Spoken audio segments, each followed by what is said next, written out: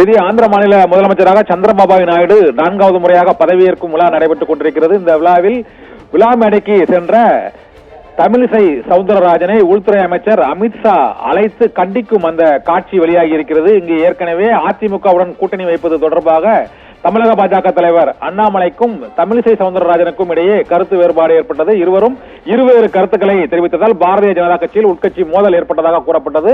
இந்த சூழ்நிலையில் நேற்று முன்தினம் அண்ணாமலை டெல்லிக்கு சென்றுவிட்டு திரும்பும் நிலையில் விமான நிலையத்தில் இனிமேல் பேட்டியே அளிக்க மாட்டேன் என்று அவர் கூறிவிட்டு சென்றார். இந்த சூழ்நிலையில் தான் சந்திரபாபு நாயுடு பதவியேற்கும் விழா தற்போது தொடங்கி இருக்கிறது. பிரதமர் நரேந்திர மோடியும் அங்கு வந்திருக்கிறார். மேடையில் அங்கு JP நட்டா மற்றும் உள்துறை அமைச்சர் அமித்ஷா உள்ளிட்ட ஆந்திர மாநில முக்கிய பிரமுகர்கள் இருக்கக்கூடிய சூழ்நிலையில் தமிழகத்தின் சார்பாக அந்த விழாவில் கலந்து கொள்ள சென்ற தமிழிசை சவுந்தரராஜன் அனைவருக்கும் வணக்கம் தெரிவித்து விட்டு செல்லும் பொழுது தமிழிசையை அழைத்து அமித்ஷா ஒரு கருத்தை கூறுகிறார்.